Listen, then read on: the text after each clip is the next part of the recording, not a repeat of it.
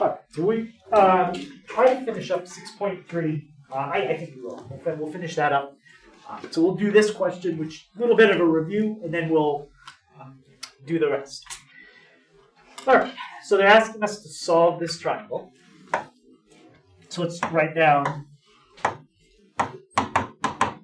our table.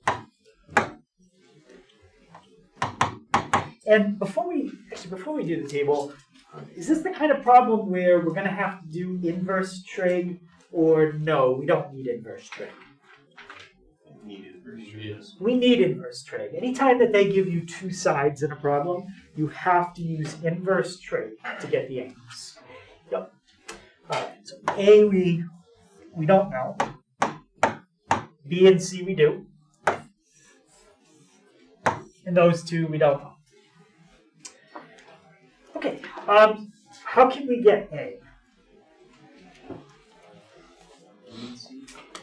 Using B and C, yeah. Yeah, we can do Pythagorean theorem. Probably don't need a picture at this point to do it. We might when we get to alpha and beta, so we can see opposite and adjacent. But can someone just set up Pythagorean theorem for me with the 5, the 7, and the A?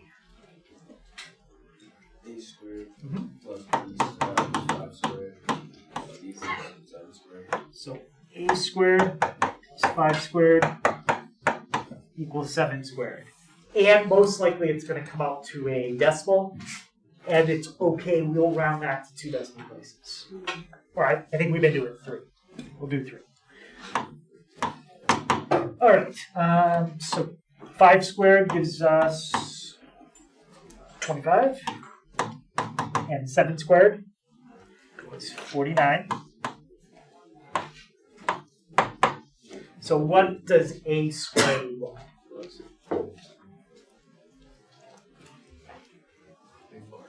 How much? 24. Yep. So 24. And how do we get rid of the exponent of 2? Take the square root. Take the square root on both sides. Okay, and let's round that to we'll go 3 decimal places. So that's going to be 4.90. 4 point. What is it to 3? 4.898. 898. 899. 899. Okay. So 4.899. Okay. Any question on how we got it? Are we going to use A to find anything else? No. Okay, so we're going to forget about A now. Okay, whether we do alpha or beta first doesn't matter. Let's do beta first. What might be helpful now, because we're going to have to do like opposite and adjacent.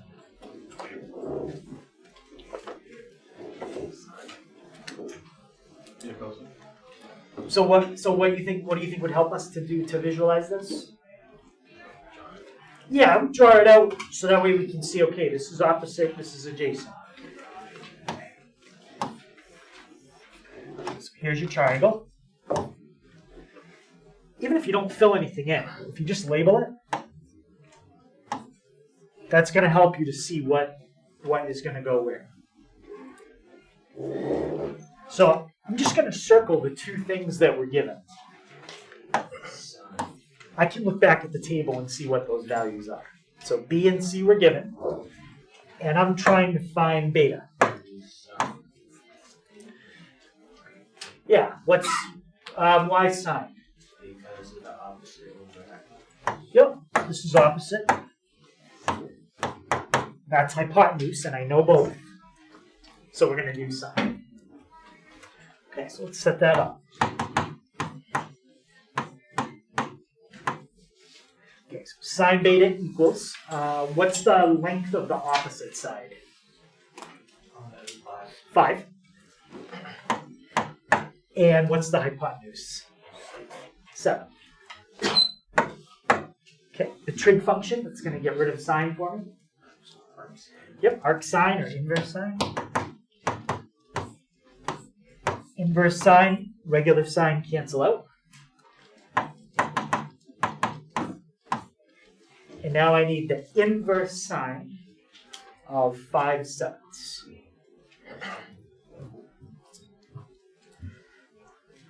Okay, so you should have gotten about 45.585. Any question on how to get 45.585? Okay. 5.585. All right. And let's finish up now by finding alpha. So I'm just going to get rid of that box. Now, we're over here. So C is still the hypotenuse. Okay, that's okay. B is not opposite now. What's B? Adjacent. Yep. So we know the adjacent and the hypotenuse, and that is cosine. Yep.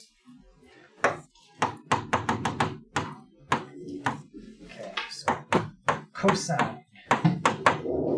Adjacent over hypotenuse. What's going to be the fraction on the other side?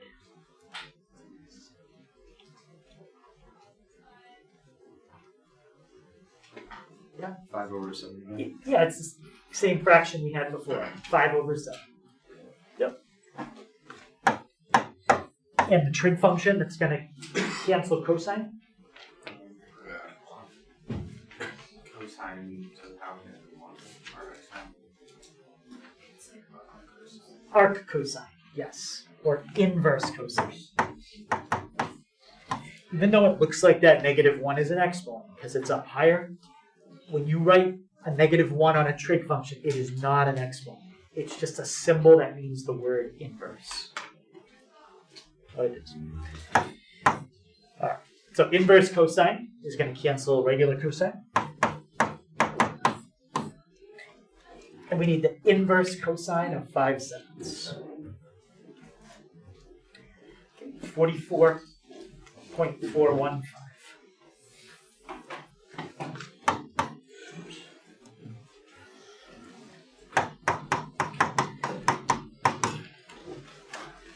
And if you double check, these should add up to 90. If they don't, something's definitely wrong. Or they should be very close to 90, but I think those are exactly 90. Okay. Good question on it.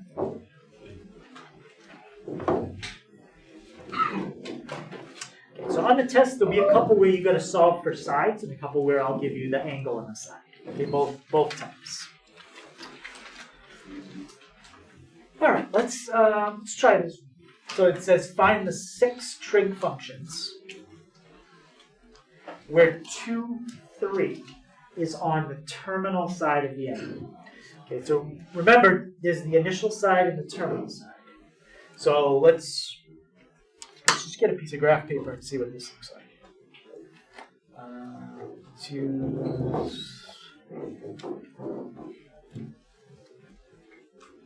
I use this one. All right, when we draw an angle, where do we normally put the initial side? If we're graphing an angle on a, graph paper. X-axis. Yeah, the initial side usually goes on the positive x-axis. There's the initial. That's probably a lot longer than what I really need. And it says the terminal side goes through what point? 2, 3. 2, 3. 2, 3. So basically you're making an angle like that. And they want you to find the 6 trig functions of theta. Theta is your angle. See if I can write it a little thinner. Good enough. Okay, there's my angle. Now, when we try to find the trig functions, what shape have we been working with all week? Triangles. Yeah, we're working with a triangle. We don't have a triangle there. We have an angle. How could I make that shape into a triangle? By adding one more line. Yeah, by adding one more line. Like that. No. No. Connecting the two ends. By what kind of line are you going to draw? A vertical line. Yeah, if you just draw a vertical line. Okay, right here. Now you got a triangle. And there's theta in the lower left. How long is the bottom side? 2 points. It's 2. What's the height? 3. And now there's one more side we need to figure out. What's the side that we don't know? It's the hypotenuse. And the hypotenuse we get with the Pythagorean theorem. And it's going to be the square root of 13. 4 plus 9. Okay. That's really the only thing that was different in this problem. You had to kind of visualize what your triangle would look like. And now we're going to do it just like we always would. Right. So what is the sign going to be?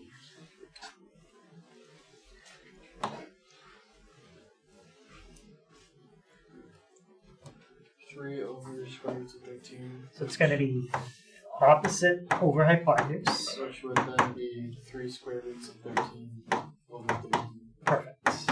Okay, so there's the sign. So is this the only time we're allowed to use numbers that we calculated ourselves? Yeah, you have to, because there's no other way to express the trig function without using the length of each side. So, yeah, there's no other way to do it. But we don't round it. Generally, when you do this kind of problem, we're not solving for like the lengths of the sides or how big the angle is. We leave it as an exact answer.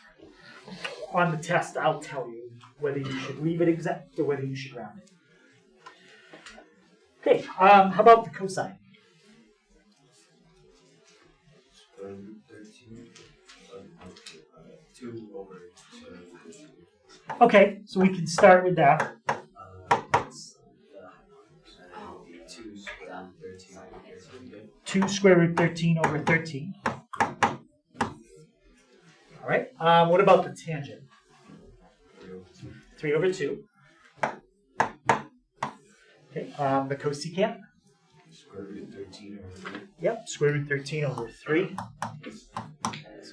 Okay, secant? Square root 13 over 2. Square root 13 over 2. And 2 over 3. And 2 over 3. Right, so just reading the problem, it might not make 100%, sense without the visual, but I think if you make that triangle, then it makes it a lot easier to think about. Okay, good question on that one. You scroll up so I can read so I can write down the question.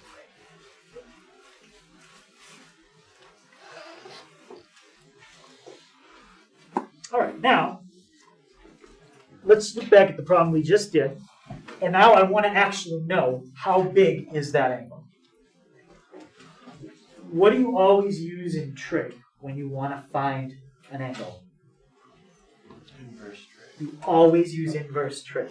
That is how you find the size of an angle in trig. You use inverse trig. So let's solve for the angle in example 3. To solve for the angle, you need an equation that has theta. How many equations with theta do we have from the one we just did? 6. We have 6. We could use any one of these to solve for the angle. But the 3 on the right, if you want to get rid of cosecant, you need inverse cosecant. We don't have a button for that, and I said we're not really going to explain that right now. So we want to stick with one that we have a button for, and most of the time, if we have a choice, we're going to stick with the one that's signed. Okay, that's the simplest one to use. So let's just copy that over. Sine theta equals 3 over square root 13. Okay, the reason I copied that one and not the final answer, that's easier for me to type in on the calculator. 3 over square root 13. It's less buttons than all this other stuff. And it's okay to leave the square root in the bottom there because this isn't a final answer. this is the equation I'm going to solve to get my answer. Now, what would you do on both sides to get rid of sine? Yep. Arc sine on the side. The arc sine on each side. That's gone. Okay, do it on the right. And we get inverse sine of 3 over square root 13. And that is my final answer. 56.31, and you have to round it. There's no other way to do it. Why would you choose to use sine when it's with like information that you found though? With tan you can find the same information and it's with the 2 and the 3, which we were given. So the reason I use the sine is because I'm going to mention something in a minute, and the way I'm going to reference it is with inverse sine. So I'm going to have a formula that's going to use inverse sine in a second. Not that you can't use the other ones and figure out different formulas than what I'm going to give you, but it's just what I'm going to give you. Yeah. So when you're taking the arc sine of sine theta, they cancel out, right? So you just get theta. Yep. So but how come on the calculator, if you take the arc sine of sine, you don't get just the thing. So if you take like the arc sine of sine 5, you get not 5. The arc sine of the sine of 5. Yeah. The arc sine of the sine of 5.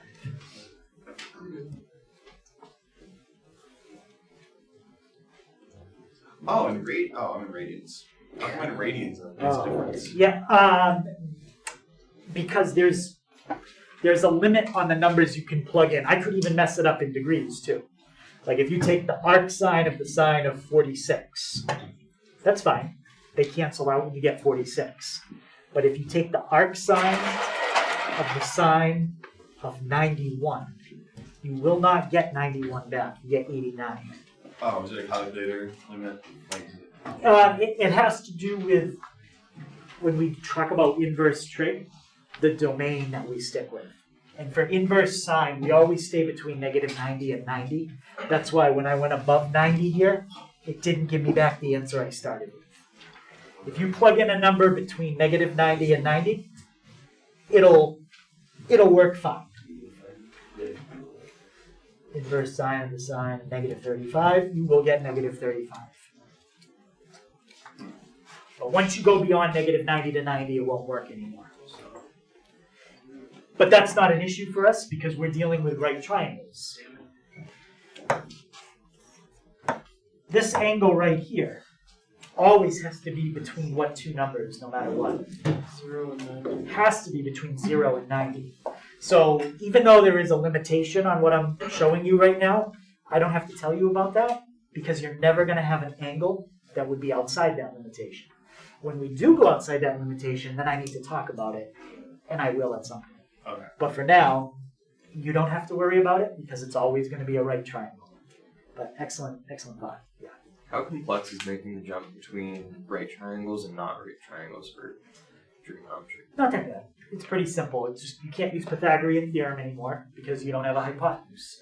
And we have to use what's called the law of sines and the law of cosines instead. So it's two different formulas besides Pythagorean theorem. We'll do that in chapter 7 or 8. Yep. But for now, we're going to stick with right triangles. Okay, so any other question on how we got the 56.31 degrees?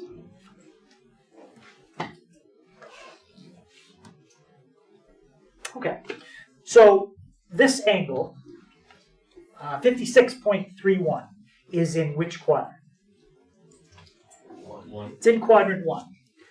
When you have an angle that is in quadrant 1, that is an acute angle. An acute angle means that it's less than 90. Of course, every angle in quadrant 1 is less than 90.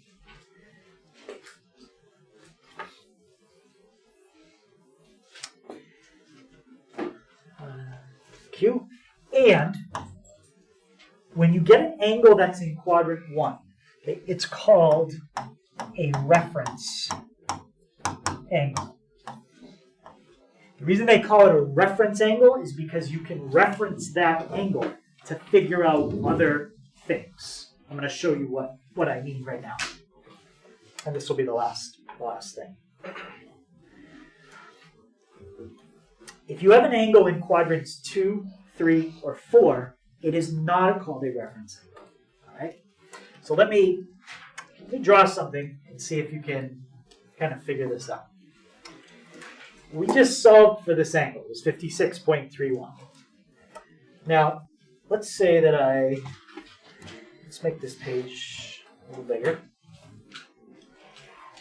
Let's say that instead of the point 2, 3, I wanted to do this problem with the point negative 2, 3. Right? So left 2, up 3. Here's my triangle. What I want to know now is instead of this angle here, I want to know this angle here. Well, how does this angle compare to that angle? There's something there. You say They're the same.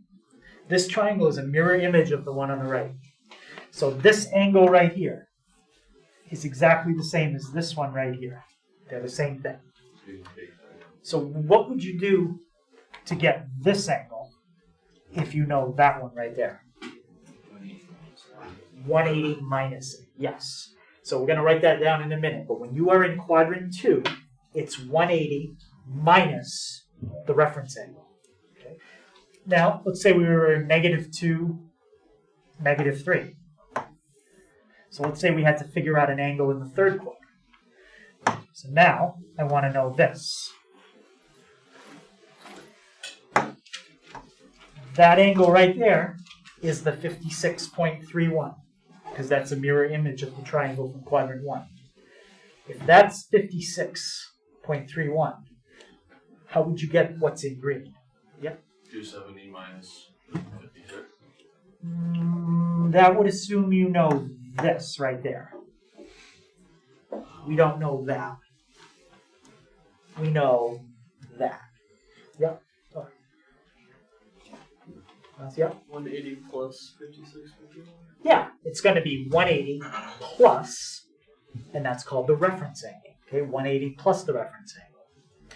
Now, when we get into quadrant 4, let's say we had a triangle there.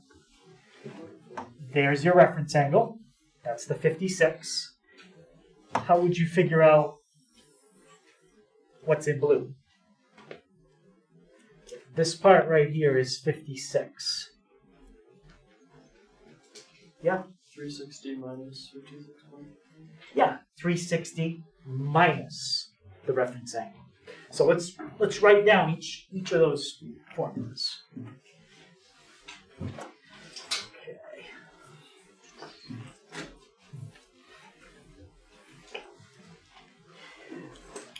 So quadrants 2, 3, and 4 all rely on knowing what's called the reference angle.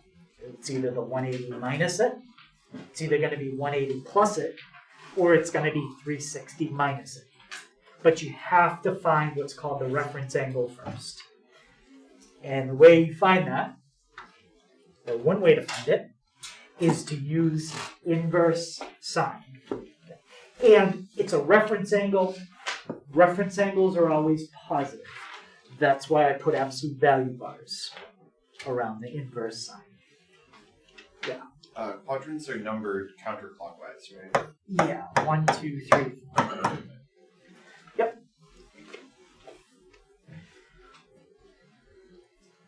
Okay, so once they give you a point and you have your reference angle, if you have to find an angle that's in the second quadrant, it's going to be 180 minus the reference angle. What did we say the formula was in the third quadrant? 180 plus the reference angle. Yep, it was 180 plus the reference angle. And what did we say it was in the fourth quadrant? 360 minus the reference angle. 360 minus the reference angle. Yep. And we'll do an example right now. I can do every quadrant if you want. Just look at all of them. Okay, we use the 0.23. I'm gonna pick a new point.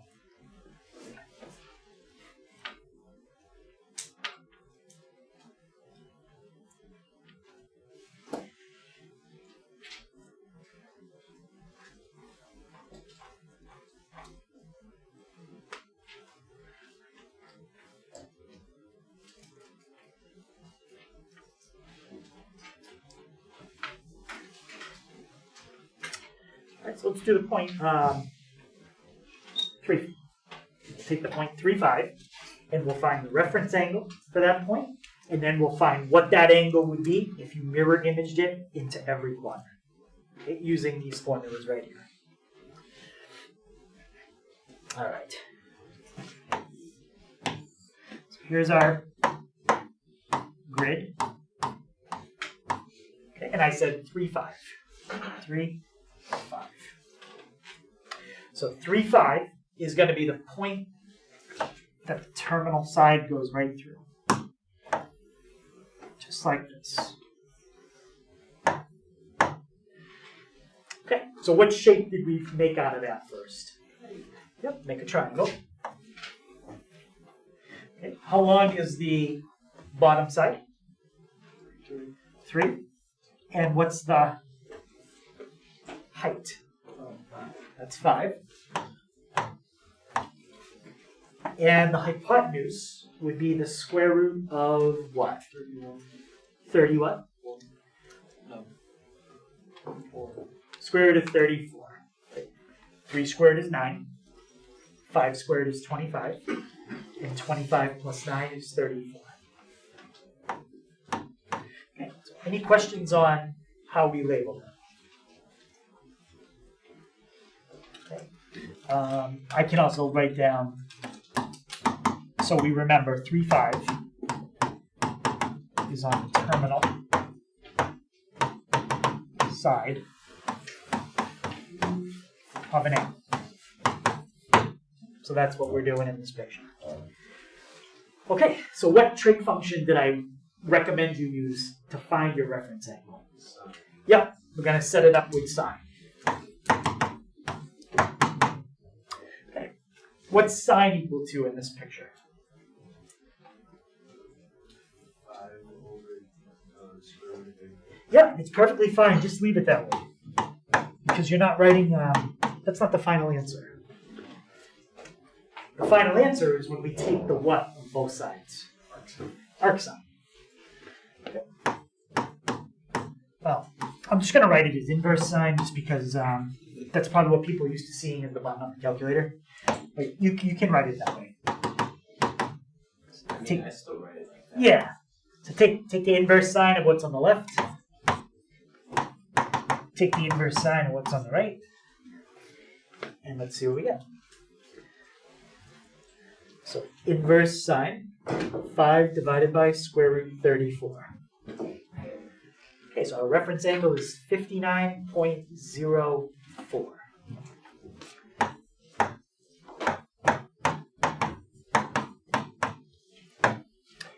Okay, if we were to mirror image that triangle into quadrant 2, now I want to know what that angle would be. So once we have our reference angle, what's the formula to find the angle that would be in quadrant 2? 180 minus the reference angle. Yep, 180 minus the reference angle. So let's go like this. So it'll be quadrant 2 angle is 180 minus 59.04. Can someone tell me what that comes out to? 120. 120, what is it? 0.96. So that's a quadrant 2 angle. The quadrant 3 angle would be if you mirror image the triangle down there. And now you're looking for that.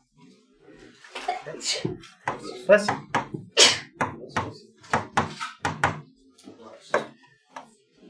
Okay.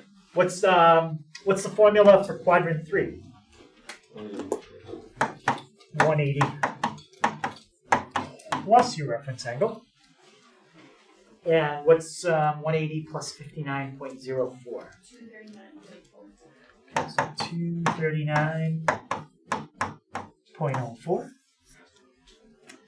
And quadrant 4 angle would be if we took the point and made it 3, negative 5. And now I'd be looking for this. Okay, what's your formula in quadrant 4? 360 Yep. 360 minus the reference angle. And that's going to be 300.96. 300.96. Okay. Any question on that? What is this? Like what if the theta remains the same for all of these? What is this number exactly? I'll show you. Okay, and that's going to tie in with the last thing that goes with this. So we just found these angles, quadrant 2, quadrant 3, quadrant 4. You generally don't have to find all of them. You only usually need to find 2 of them.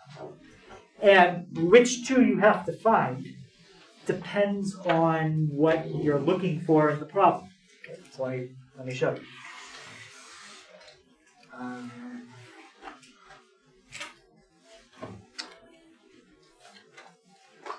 You generally have to figure out where a certain trig function is either positive or negative. And I'll show you an example. This diagram will show you where all the different trig functions are positive and where they're negative. So each letter, I think I have what it stands for. So A stands for all the trig functions. S stands for sine. T for tangent. And C for cosine.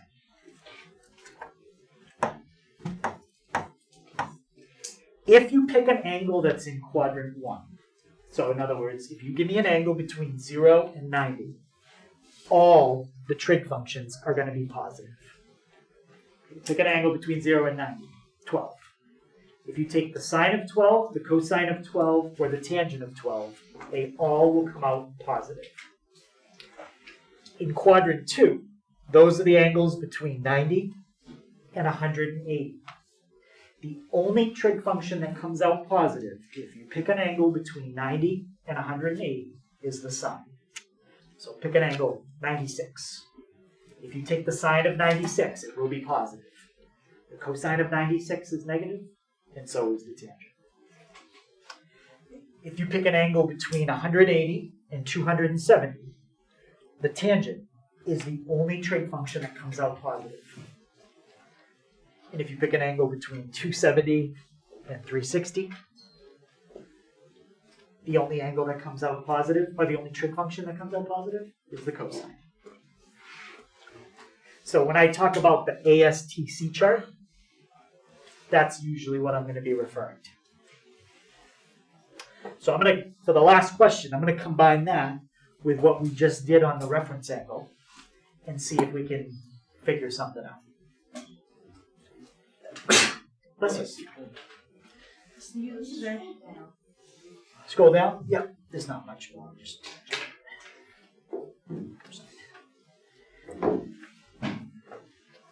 all right. So somebody give me any kind of number, any decimal fraction between 0 and 1. 0.25. Okay. So let's figure out what angle would have a sine of 0.25. I want to know what angle could I take the sine of, and the answer comes out to 0.25. Now, 0.25, is that a positive number or a negative number? Positive. Keep in mind that 0.25 is positive. Sine equals a positive number. Okay, come back to that. How do you get rid of sine on the left? Yep, take the inverse sine. And where else do you have to take inverse sine? On the other side. Okay, so let's see what we get. Inverse sine of 0.25. I get 14.478. Okay, let's plug that back in and check it. If I take the sine of 14.478, if I fill it back in for theta, what should I get? Close to 124. I should get something very close to 0.25. So yeah, that is an answer that is correct. But there's another answer. How many answers did the calculator give me when I did inverse sine of 0.25?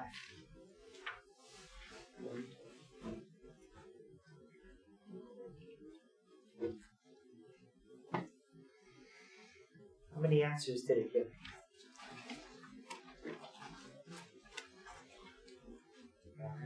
It gave me one answer. That's the problem.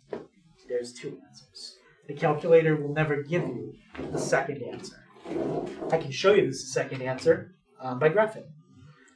Let's graph sine, graph 0.25, and what do you think I'm going to look for? I'm going to look for where they intersect. Okay, so there's your sine. My y min and max are a little bigger than I need. And how many times does it cross? It crosses twice. If I set it like -2 to 2, you'll see it better. There's our sine wave. There's 0.25. Now we can see it definitely crosses twice. Let's calculate the intersect on the first one. So move your cursor closer.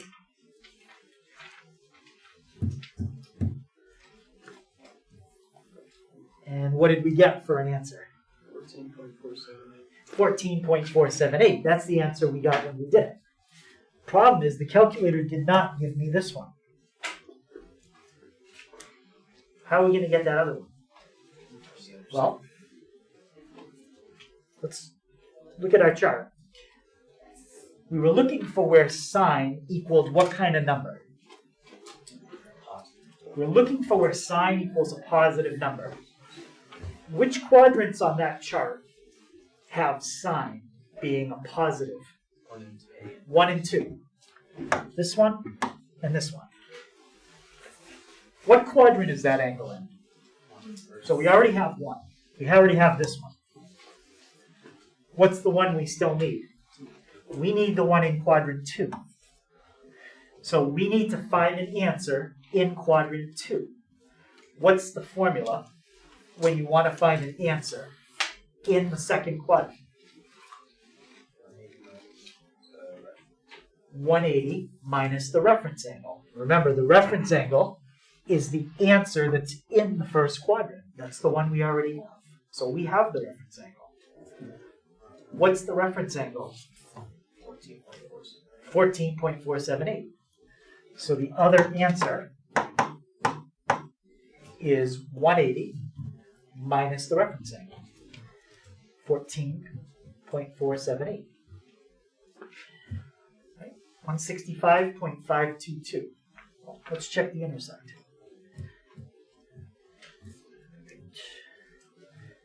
Second calc intersect. What was it? 165 point what? 522. Is that what we got? 165.522.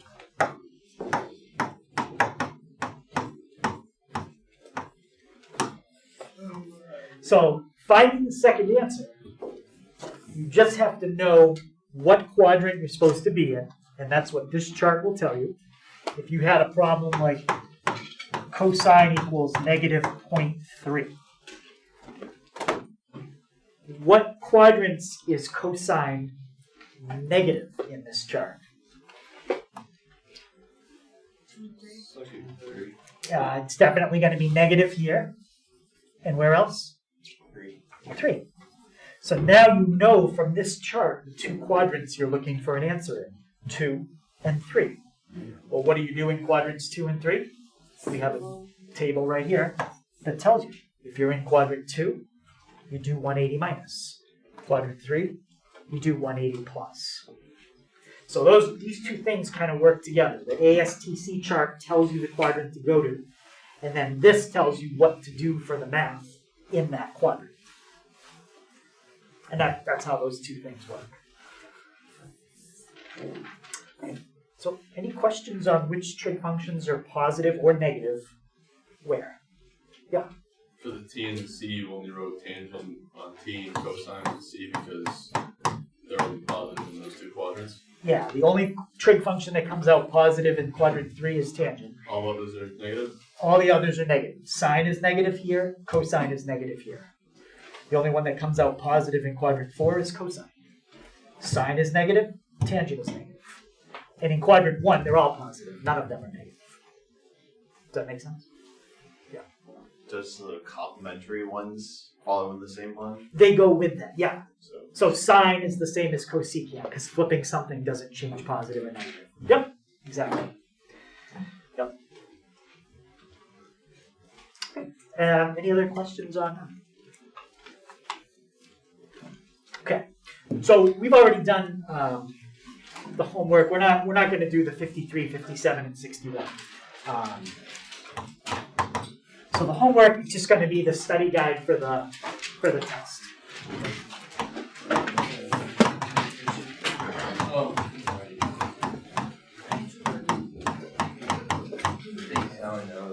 Okay, I'll pull it up right now so you can see which one it is. It says 30,000. So cool.